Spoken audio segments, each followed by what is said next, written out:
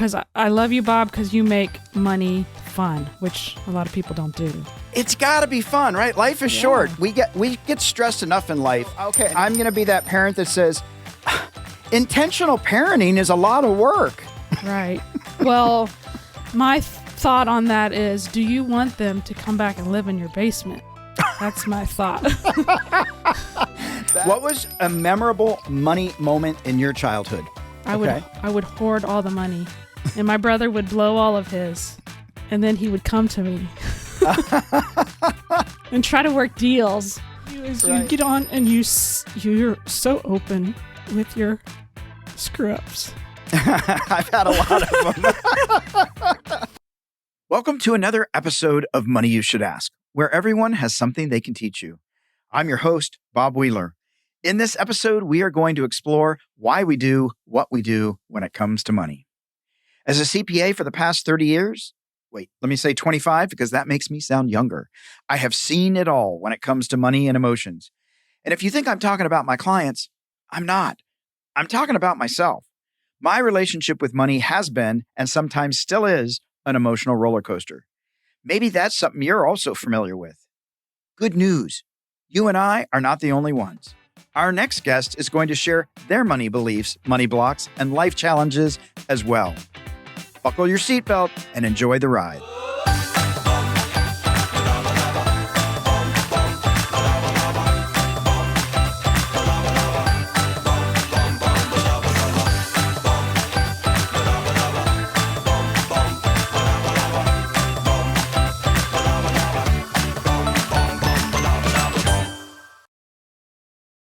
Our next guest is Rachael Murphy, who has worked with young people for almost 25 years as a youth director, a foster parent, a mentor to young adults, and a mom to 5 children, ages 8 to 24.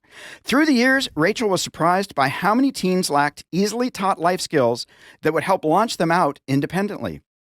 Rachael and her family created Raising Confident Teens podcast and Facebook community to help teach life and leadership skills to teens and empower parents as they navigate preparing their teens for adulthood. Rachael is the author of the book, I Am Not Your ATM, a practical plan for teaching your teen to manage money. And you got to show us a copy of the book, Rachael. Oh, yeah. Show us that book. I'm not your ATM. Not your ATM. I am not an ATM. And Rachael is also part of the FinCon community, which is this amazing group of people, financial money nerds, which nerd is a positive thing in my book. But Rachael, it's so awesome to have you here. Thank you. I'm happy to be here because I love you, Bob, because you make money fun, which a lot of people don't do. It's got to be fun, right? Life is short. We get stressed enough in life, and if we can't sort of make it a little bit of fun, it's just painful. Right. It's just painful. If you can't laugh at yourself, who can you laugh at? Exactly. And we're our best critics, and so we know all the places to get us with the humor. So that's my hope. Now, I love the title of the book, I'm Not Your ATM, which totally makes sense when you're dealing with kids because it feels like a payout, right? Now, your parents probably, I don't know if your parents had ATMs. So were your parents your ATM or were they just your bank? You know, it was a different ballgame back then. Yeah. I feel like it's a lot different now than it was back then. Yeah, I think so. Now, one of the things I love in your book, I feel like there's a bit of sarcasm and humor, tongue-in-cheek kind of stuff. So, for example, for people that are thinking, should I get this book and try and help my teens? A couple things that might help you know if this book is for you. If it's not for you, because she doesn't want to waste your time. This is what's great. Rachael doesn't want to waste anybody's time. So if your teen has a job, pays all their own expenses, can handle savings and delayed gratification, this book is probably not for you, right? If you don't want to expend any effort and just hope it will all work out in the future, this book is definitely not for you. So, folks, yes. I'm sure everybody's like, oh, yeah, that's me. Here's one thing that is important that Rachael does say, and I can't stress this enough for so many people that say it's too late to get started. This has to be a priority. It will never be a good time to start. You just have to make time. Anything new or different feels a little scary. It's okay. In just a few months, you will look back and be glad you got started. I think that's the biggest thing for so many people is just getting started. Yeah, in any project. Not in money, any project. anything. Yeah. And in the people that you've talked to and the teens that you've worked with and in the coaching that you've done, like, is there a common theme about this fear that you can share with us about, like, just get started, just do it?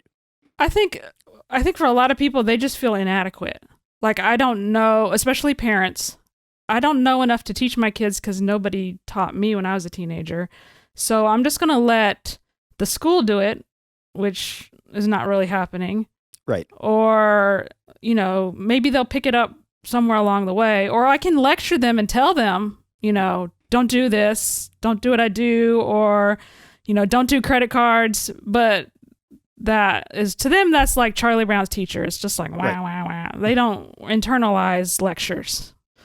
Yeah, and I think it's a vulnerable thing, but for me, I think being able to say honestly to your teens, look, I didn't get the lessons.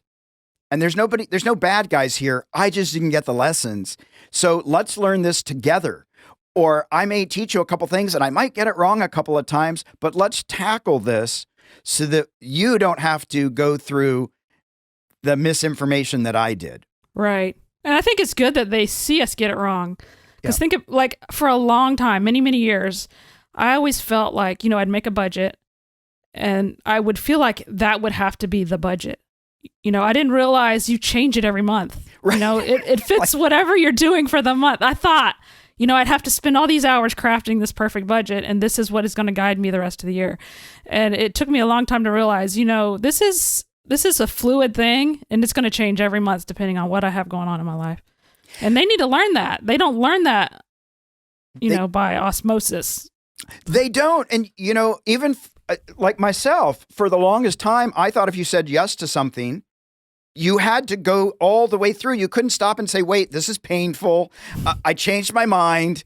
It's no longer a priority. I thought once you, sort of like the budget, once you commit to it, you have to stay the course forever. And life is fluid. Right. And we do have to be able to stop and say, wait a minute, this isn't serving me, or it is serving me. It's a little uncomfortable, but it's serving me, whatever that might be. But it's for me, I did not get a lot of those skills. And again, this is not a blame game here.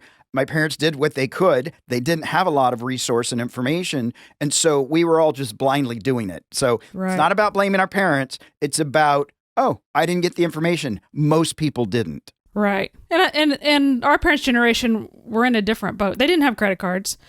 So naturally, they had boundaries. Like, you run out of money, you have to stop spending. So they didn't know to teach us, this is how you manage credit. This is what you need to avoid. Look at what this will do to you if you put this on a credit card, how much it's really going to cost you in the end. They didn't know to teach us those lessons. Yeah, absolutely. And here's so one of the things that, and I'm going to share one of your stories in the chapter 1, but it's so relevant because I think, like, with my parents and your parents and almost everybody's parents, everybody had really good intentions. Nobody said, let's mess them up financially. Let's see how we can hold them back educationally, right? There was this, I have a dream. And I'm going to take this little bean and I'm going to do the best that I can. And then life gets in the way. I want to share this first little paragraph that I love because I think for a lot of people, they can resonate with this. Because all of a sudden, here we are, right? You start with this senior in college who met this long-haired rocker wannabe. They would spend hours and hours planning their lives and talking about how great life was going to be. They wanted to have a house and a family and work with young people. They had lots of big dreams for the future. Like most young couples, they began their marriage full of positivity and ready to change the world. But less than 10 years later, their dreams had all seemingly slipped out of their grasp. And then we're into reality, and where did the fairy tale go?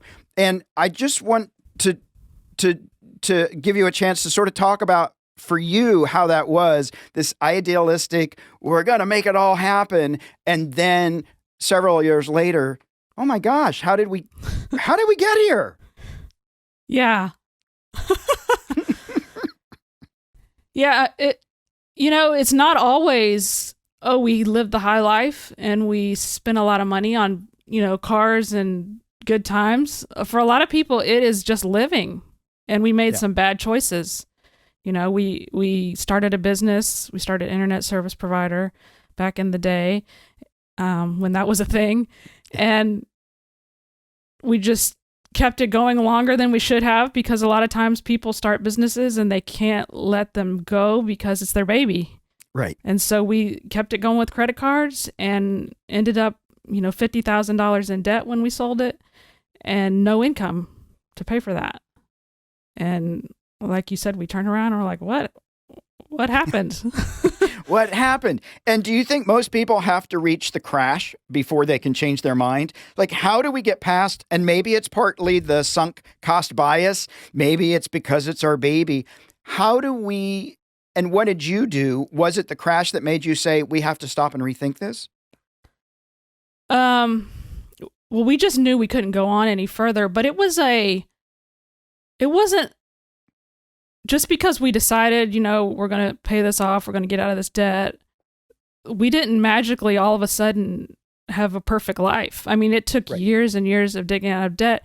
And our biggest problem was not our financial problem. Our biggest problem was we didn't believe in ourselves.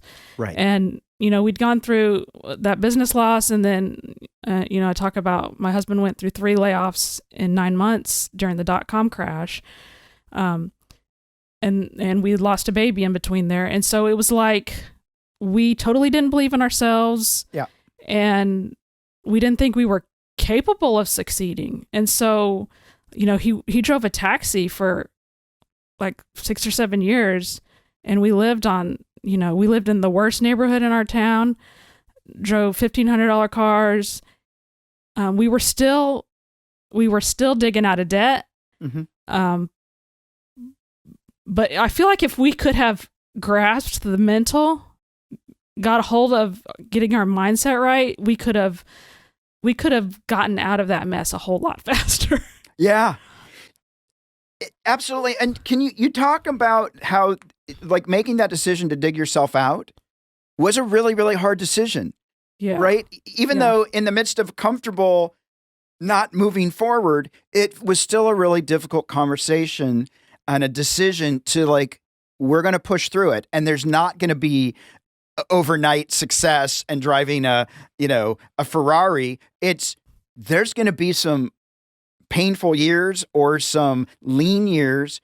And you made that anyway. I mean, is it faith? Is it like, what's the light that keeps you going when you're telling yourself, I'm not enough, we didn't do it right, we're not meeting our expectations? Like, how did you keep it going? That's a good question. It's really weird because I talk about how, like, we went back and forth. Should we declare bankruptcy? Should we not declare bankruptcy? We talked to tons of people, and everybody was telling us to do it. So I can totally understand people who have been there and done that, because it's like you are beat down. You're beat down.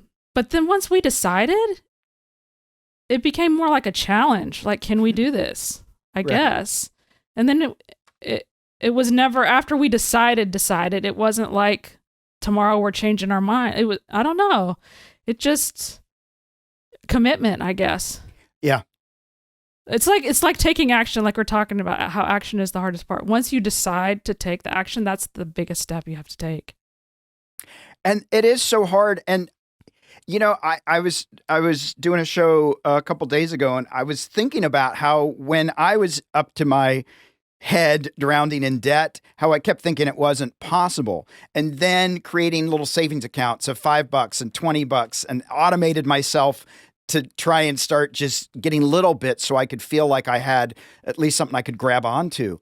And it seemed impossible at that time. And yet, consistently chipping it away, I was able to finally, at least my head's above the water. Right. Now I've got a foot on the bottom of the pond.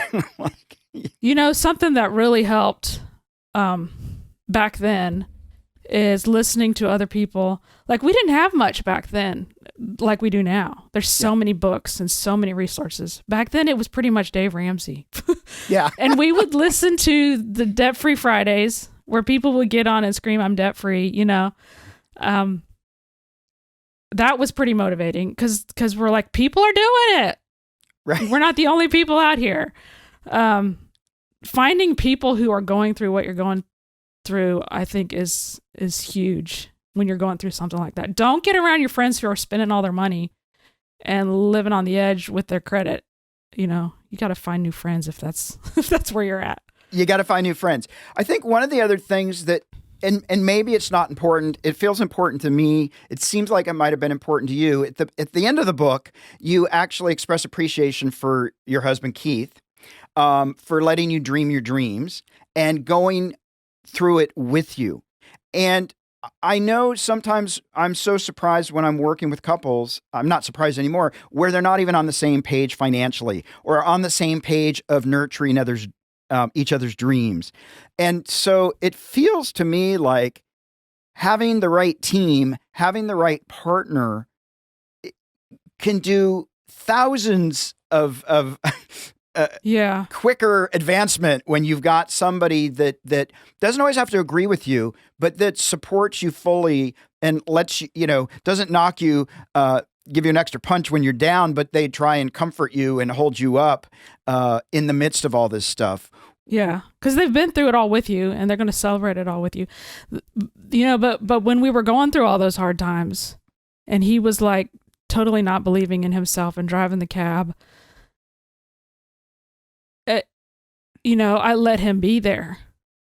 Yeah. Which is hard, right? It's hard. Yeah.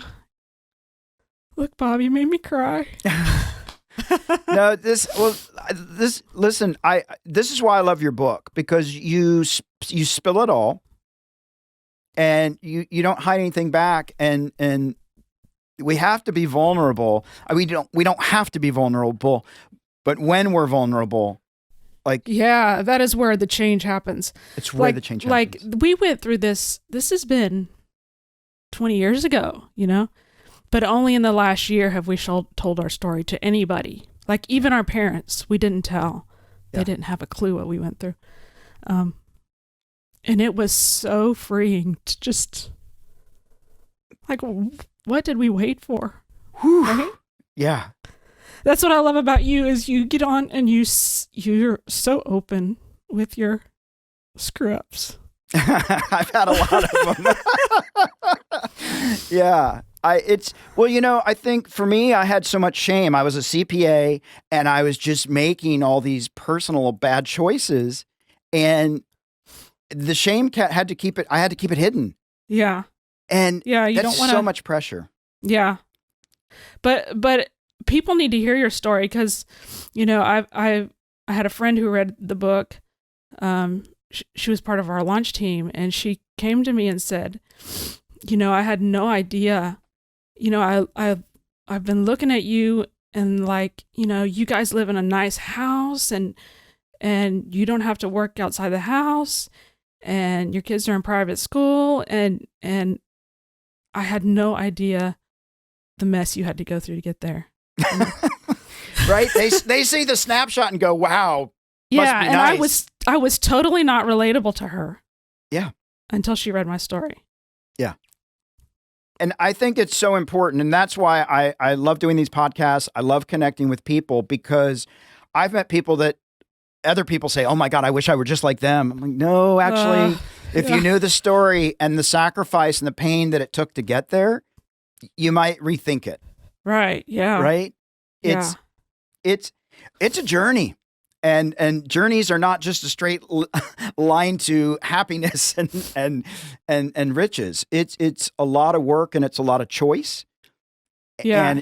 And when you're going through it, you don't think to yourself, oh, in 20 years it'll all be great and I'll be on a podcast talking about it. You're like, I want to die. Yeah. Yeah. I wish a car would come across and hit me, because I don't have the guts to kill myself. Exactly. I exactly know that feeling of I'm not quite courageous enough to go through with it, but man, staying here is a little bit intolerable right now. Yeah. It just doesn't feel like it's painful. Yeah.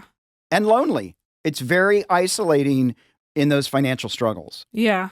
Yeah. I remember we'd go to church and then after church, everybody'd go out to eat and we'd go home and eat our ramen noodles, It'd be like and I wasn't really sad about it at the time, but like, that could have been really depressing. It could have been. I went through my ramen noodle phase, and for a long time, I couldn't even eat them. I couldn't even eat those little plastic bags of. My kids called it man soup. Man. It's our man soup. Hey, it's helped many people get through. It is an important piece of that survival kit. Now, you have made it a mission to really help children with financial literacy, and it's not taught in schools. And so for the folks that are letting their kids learn it in school, they're not going to learn it, right? And you've got some great statistics in the book. Why, for you, is it important to pay this forward? Well, I don't want my own kids to go through what we went through. It was, that's hard on your marriage. That's hard on everything. Yeah. And I don't want any kid to have to go through that, It's just, why go through it when you can avoid it? You don't have to suffer like that. It's a lot like, a lot of times we teach our kids when they're little bitty, we have the giving and the saving and the spending envelopes. Right. But between that and kicking you out into the real world, there is nothing. You may get a few lectures, but there's no real practical knowledge. It'd be kind of like, okay, we're going to teach our kid how to drive. So at our house, when we just had our third one learn to drive. So at our house, you start out in the parking lot, and then you go from the parking lot to the subdivision. And then you go from the subdivision to a not so busy highway. And then you go from that to maybe in town. And then from there to the interstate, and then from there to Atlanta, right? That's a good drive. but the normal kid, this is how they kind of learn finances. Is the equivalent of, here, let's start out in the parking lot. We're going to do spending, savings, giving. Now from there, let's go to Atlanta in the rain, at night. Right. Like, there's nothing, like, you hear so many stories of kids in college where they like get their first card and they just max it out and they have no clue what they're doing, Yeah. No clue. It's free money. Friends. Yeah. It's free money. It says you've got $10,000. You got to spend it. Yeah. Eventually I'll get that job. I know I will. And then it'll all be fine. Yeah. It's coming. Yeah. Oh, man. And now, can they parallel park? Oh, not very well. I can't parallel park, so. I have to out my sibling. She can parallel park if there's 5 empty parking spaces. She can coast in and take the one in the middle. Yeah, that's probably me. I'm like, that's not really parallel parking. Fortunately, that is a skill I learned. So, but yeah, parking and driving and actually driving your finances. It takes developing skills. Right. And you got to learn ownership. They don't learn ownership of anything involving money a lot of times. No. Well, there's this great quote by Ayn Rand that you have. Money is only a tool. It will take you wherever you wish, but it will not replace you as the driver. So, we're talking about cars and driving, but with the finances, we still have to be in the driver's seat. Right. And be intentional and be conscious. And I love that you're working with your kids. Of course, it'd be fun to interview your kids. And I'm sure if people listen to your podcast, the kids spill the beans on some of that stuff because they're the recipients or on the receiving end of parents going through their own personal struggles and their own journey that may not be parallel to the kids. Yeah. They hear stories and the older ones are like, the younger ones have no clue what we went through, Right. Like, the Music Man that comes through the neighborhood that plays music. Right. Yeah. My brother outed it out and said, that guy sells ice cream. I'm like, what? my kids aren't supposed to know that. Yeah. Shh. It's just a music truck. Don't tell them. That's awesome. Was money taboo in your family? with your parents? Did they? So I know money is taboo for a lot of people. We just don't talk about it. Right. No, it wasn't really taboo. Well, in some ways it was, in some ways it wasn't. My parents were good about talking about money, and they tried to teach me about money. But I think a lot of it is because it's just theory, and you don't grasp a lot of it, My parents were amazing with money. I do not know to this day how they did it, because my dad was enlisted military, and they saved a third of their income. They gave away a third of it, and they lived on a third of it. They were like wizards. I don't know how they did it. Yeah. Wow. Like they put my couple of my uncles and aunts through college. The 18 bazillion aunts and uncles I have. Yes. Yeah. And they would probably not want me telling you all this, but they're very humble and giving people. But, they could make the money stretch. Like, we'd be eating stuff out of the yard. Like, oh, look, there's an edible plant here. Did you kids know that? That is awesome. So, do you think being in the military helped with their structure on that? Or even if they hadn't been in the military, they would have just been creative and able to make that dollar stretch? I mean, that's a great way to, hey, we're learning science. You can eat stuff in the yard and we're saving a buck. Yeah. One day my dad, this is a funny story. One day my dad comes running in the house and says, honey, give me a pot. I just hit a frog. Yeah, they would eat pretty much anything. I don't know if it's because my mom was raised in the third world country. They weren't really poor. Her dad was a businessman, but I mean, they had lots of kids, so they were pretty good at stretching the money. And my dad was raised, on a farm, kind of like a sharecropper. Yeah. Like, I think some of that was their generation, just like resourceful and, I don't know. Do you think, and I don't know, I have a sense, and I could be wrong, but I feel like, especially people that come to the U.S. From developing countries, have a much bigger appreciation and less of a sense of entitlement when it comes to living and making things happen.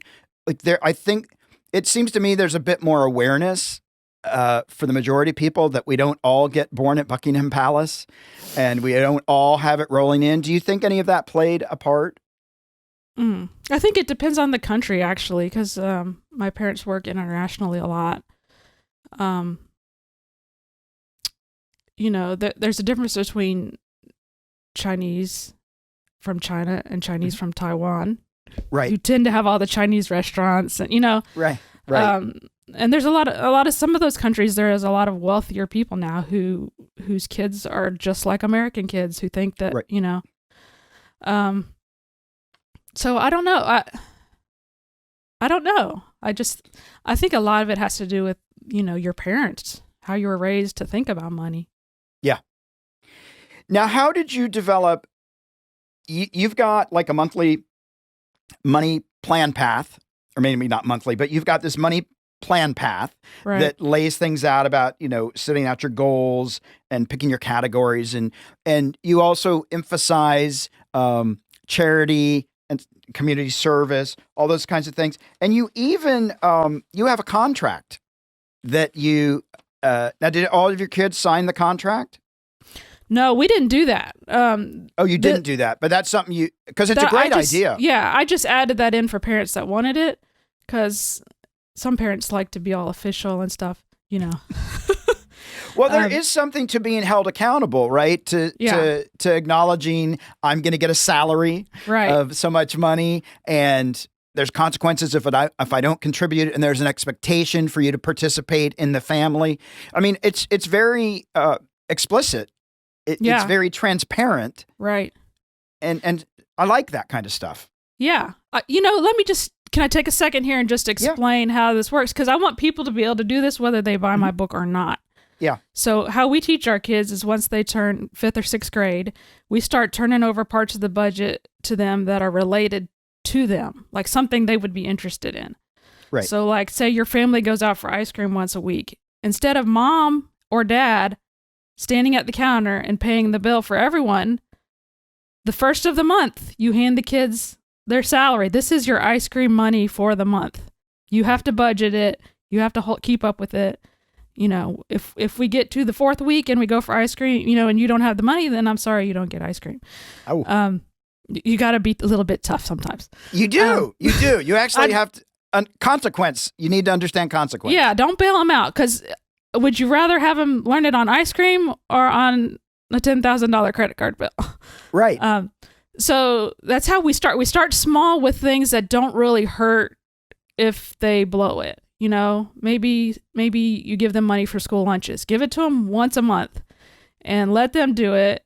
And if they run out of money, then they can pack a lunch. You don't just give them more money. And so every year we add more categories and they get a higher salary. And by the time they graduate high school, they're managing 10, 15 categories. They buy their own school supplies. They do their own haircuts, clothes, makeup. If they're in sports, they handle all their concessions and food out when they're at away games, youth activities, gasoline, you know. So that gives them a chance to practice the skills of managing their budget. They get to learn, this is one a lot of people have struggled with, you know, the sinking fund. Okay, I don't need a haircut this month, but I'm going to need one next month. You know, girls' haircuts are not cheap. Right. So I need to set aside some money this month and next month, kind of like our insurance bills for a lot of people. Like, it is not a surprise you're getting an insurance bill. You know you have an insurance it's coming payment, but then you don't think about it and then it blows up at you, you know? So they learn that. So they learn, you know, how to reconcile every month. They learn that they learn it in a safe environment where they can ask questions. Because if they have to learn this all on their own, you know, it's so much easier. Hey, I start when I'm in 5th or 6th grade, and then I only have 1 or 2 categories. Right. And then I reconcile 1 or 2 categories. And then next year I maybe have 5 categories. And then, you know, that's way easier than going from nothing to, now I'm in college. Oh, there are 200 transactions on my statement. Right. How do I do that? You know, you kind of ease them into it. You ease them into it. Yeah. But what do you say? But so, okay, I'm going to be that parent that says, intentional parenting is a lot of work. Right. Well, my thought on that is, do you want them to come back and live in your basement? That's my thought. That's something to think about. I know many people that have their 30-year-old children now living with them. Right. And sometimes that's necessary. You know, there are cases where that's needed, but sometimes it's just because they didn't learn to adult. Yeah. And, you know, they're not going to go out and ask their friends when they're in college, hey, how do I do a budget? Because that is totally not cool. If they don't learn it from you, they're not going to really learn it. And it's going to be, they're going to have to recover from all the mistakes they made during the period when they could have been building wealth. Yeah.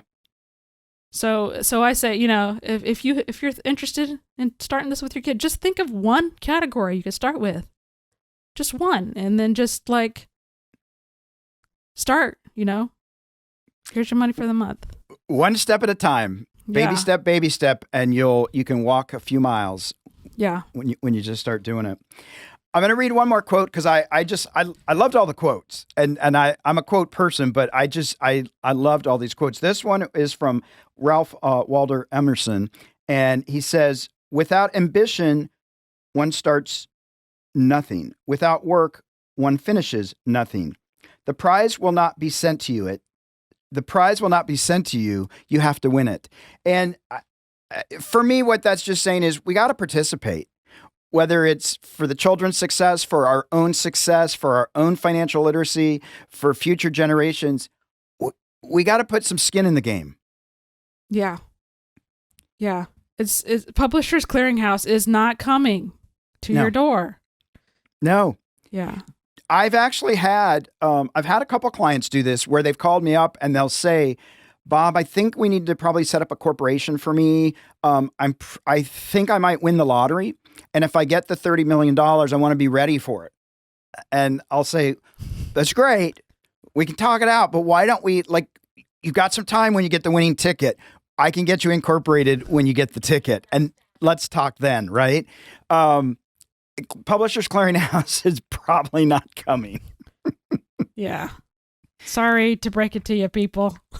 It's just not. Man. Well, listen, we are at our Fast Five, which is brought to you by Greenlight, which is the debit card for kids managed by parents. So, Rachel, we're going to shift the energy just a little bit, and I'm gonna throw out some questions for you. Top of mind. When did you stop becoming an ATM to your children, or are you still sometimes an ATM? No, I've never been an ATM. Except the monthly deep, the monthly withdrawal. And I don't even do that anymore. It automatically goes to their accounts. It just eliminates so much of the stress. Yeah. Of mom can have money. What'd you do with the money I gave you last time? Like, right. Kids love control. Right. They love it's very to be empowering. in control. It's very empowering. And they love whipping out their wallets when they're with their friends. Yeah. Let them be. Yeah. They'll still have a home to come to, and they'll still get fed, even with the mistakes. Yeah.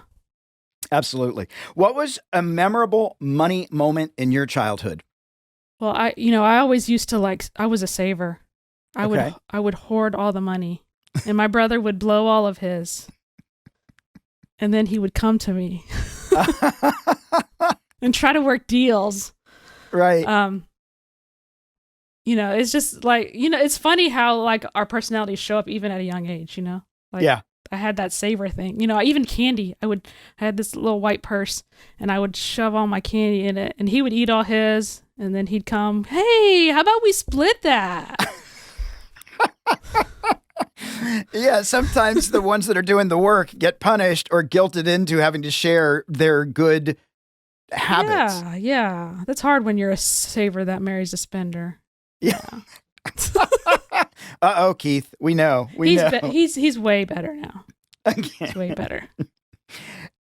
How often do you revise your budget now? We talked about that earlier, that you found out, you get to revise it every so often. Month. Every month. I work on it. Yeah. Every month is different, awesome. Especially with 5 kids. I mean, there's all kinds of weird stuff that pops up. Absolutely. I'm one of 5 kids. What is one of your financial habits that you don't want your kids to follow? Sometimes I can tend to be a little too stingy. Not like I don't want to spend money on myself. Mm-hmm. And I don't want them to feel like you can't enjoy life. And I've gotten better about it. Once I started doing sinking funds and there's a clothing budget, so I don't feel like I'm spending the groceries on clothes. That helps a lot. If you don't do that already, do that, because that just takes away the guilt of spending money. Yeah. Now, is there anything that you like to splurge on regardless of cost? Is there one thing that I don't care, I'm getting this? No, I'm bad. I don't like to spend money. That's too funny. See, and everybody knows this about me, sushi. I will spend on sushi. It's my favorite meal. If it's good sushi, I will pay for good sushi. I love a good sweet tea. Yeah. It's hard to find good sweet tea. So. Now, is that because you're in Florida? Because I grew up with sweet tea in Tennessee, and now it's at least in Tennessee, man, it's almost syrup. Yeah, that's the way mine is. I can't make it anymore because I've hit that age where it just goes to the waste. I wasn't raised on it. Yeah. I don't know. I think it was when we were building the log cabin and it was so stinking hot, 100 degrees every day, and I'd be like, I need something cold to drink. I don't know. That's my vice. Sweet tea. Hey, that's a good vice. It's a good vice. Well, we're at our M&M moment, our sweet spot. And money and motivation. I'm wondering if you could give the listeners a practical financial tip or a piece of wealth wisdom. Yes. This was a game changer for me. If you are struggling with your money and it's so tight, do whatever you can to get 1 month totally ahead on everything. And then forget that you are 1 month ahead on everything. Yeah. Have a month in reserve. Pay this month's bills with last month's income.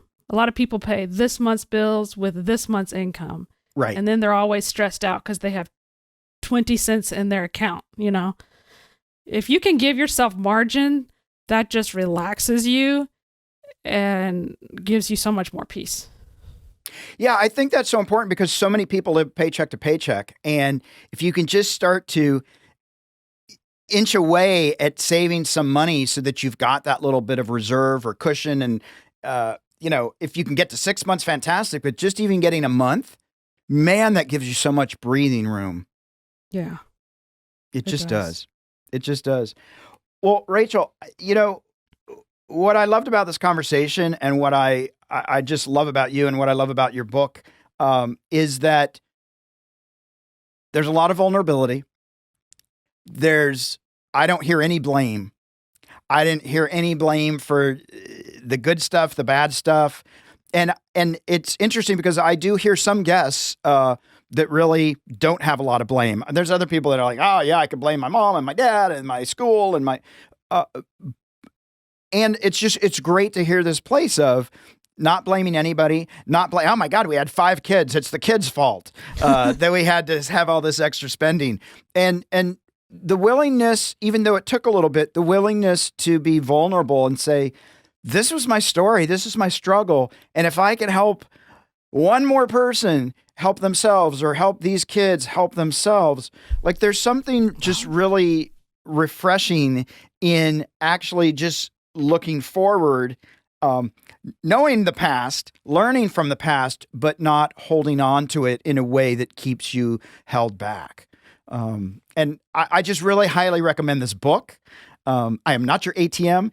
There's just so much great practical information there, and there's a lot of just personal information, and you've documented all of it, and you have, you've stood in your birthday suits and said, this is us, and we're enough. And I think that's a piece, and we didn't talk about it a lot, but this piece about so many people think they're not enough, and knowing that you are enough, just as you are, whether you're living in a mansion or whether you're a busboy working your way to something else, you're enough. Right. And things are changeable. Life is fluid. There's always possibility when you're committed. And you talked about that, being committed and just taking a forward motion, a forward step.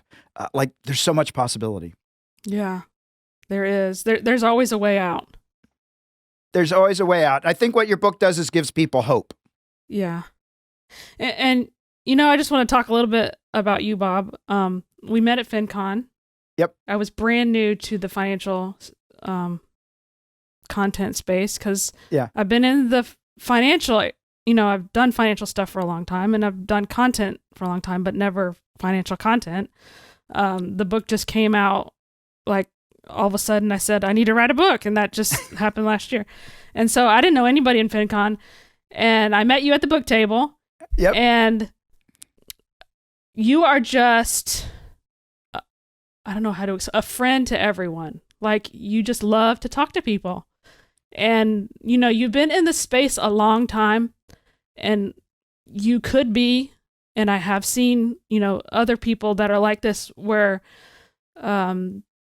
they think they know everything. They think they've arrived, you're a newbie, you don't know anything, but you're not like that. You're a good soul. Well, a good friend. I appreciate that. I will be learning till the day I take my last breath. I don't ever want to think that I've arrived. I want the journey to keep lasting for as long as possible. And there's so much great rich information with so many people. And so I really do want to stay open to like hearing everybody's story because it may be just the piece of information that I need to pivot to raise me up to the next step. Well, you're just so approachable and just like a friend to everybody. You're a great asset to the FinCon community. Well, thank you so much. I love this stuff. I'm passionate about it. I know my money struggles were not fun. I don't want other people to have to feel like they're in it alone, and that there's no shame in not having gotten the financial literacy or being handed a silver spoon. Like we can all change our future. And so I live on hope and forward motion. So thank you. It's just been so great. Where can people find you on social media and on the internet so we can get you to the New York bestseller and tell you millions of books? I am on Facebook and Instagram at Rachael Murphy Coaching. I've set up a special page just for listeners of this podcast on my website, rachaelmurphycoaching.com/money. And I'll have some free resources on there. Recommended books for helping you teach your teens. A tracker if you're like, oh, I really would like to start doing that. A tracker to help you keep track of all the money you spend on your teen so you can formulate a plan. And just links to our podcast that we have for teens. Awesome. Hold up your book one more time. I want everybody to see this book. There you go. I Am Not Your ATM. Folks, check out that book, Rachael Murphy. It's an amazing book. We'll have all that in the show notes. It's an awesome read. If you want to be intentional in your parenting, which I hope everybody does, give your children some resource. And this is a great place to start. Rachael, thank you so much. I hope that I'm going to see you at FinCon next year. Yes. And I can't wait for your next book. And I look forward to all that you have to bring. People listen to her podcast, get your kids listening, and get empowered, get inspired, and buy a book. Thanks. Had a great time. It's great. Thank you.